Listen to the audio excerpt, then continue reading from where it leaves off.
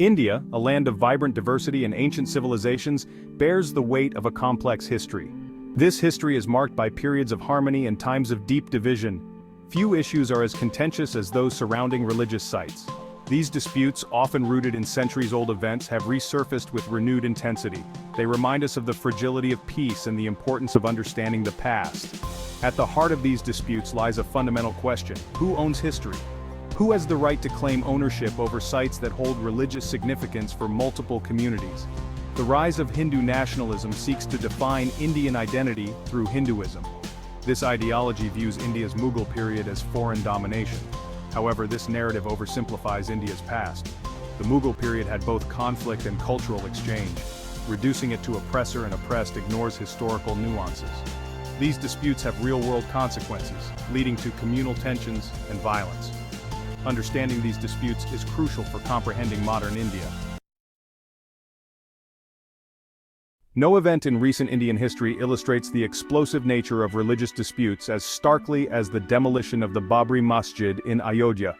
On December 6, 1992, a mob of Hindu nationalists stormed the 16th-century mosque, reducing it to rubble. The mosque, they claimed, stood on the birthplace of Lord Ram, a revered Hindu deity. This act of wanton destruction sent shockwaves throughout India, igniting some of the worst communal riots the country had witnessed since partition. The Babri Masjid demolition became a watershed moment in Indian politics. It marked the ascendance of the Bharatiya Janata Party, a Hindu nationalist party, to the center stage of Indian politics. The BJP had been at the forefront of the movement to reclaim the Babri Masjid site for Hindus, and the demolition served as a potent symbol of their ideology.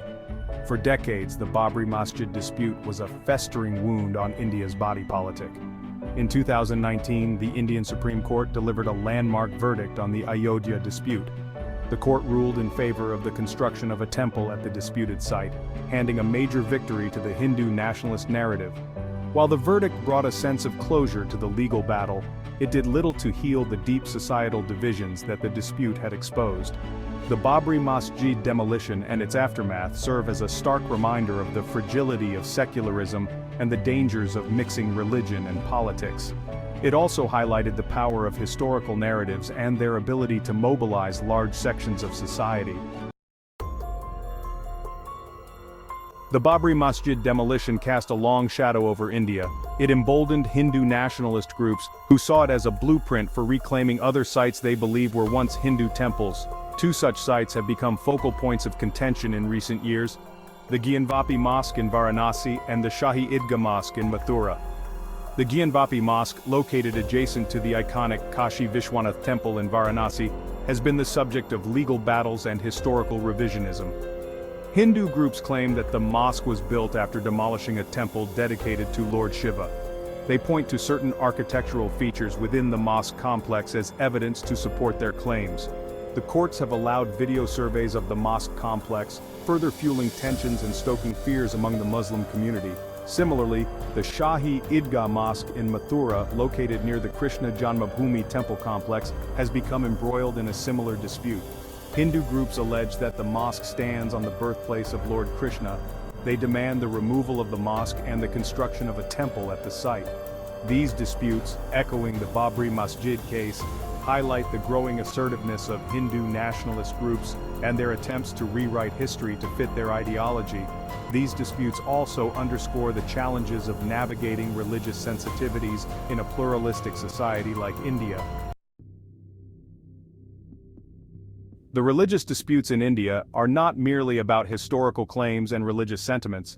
They are often fueled by a potent mix of misinformation, political opportunism, and a deliberate attempt to stoke communal tensions for electoral gains. The rise of social media has exacerbated these issues, providing a fertile ground for the spread of hate speech and propaganda. Hindu nationalist groups have been particularly adept at using social media to disseminate their version of history and demonize minority communities. They often share doctored images, fabricated stories, and incendiary rhetoric to incite hatred and violence. This online vitriol often spills over into the offline world, leading to real-world consequences. Political parties too have often exploited these religious sentiments for electoral gains. By pandering to the demands of their core constituencies, they have often inflamed passions and deepened societal divisions. This cynical use of religion for political ends has poisoned the atmosphere of dialogue and reconciliation. If you found this video informative, please like, share, and subscribe to our channel for more content.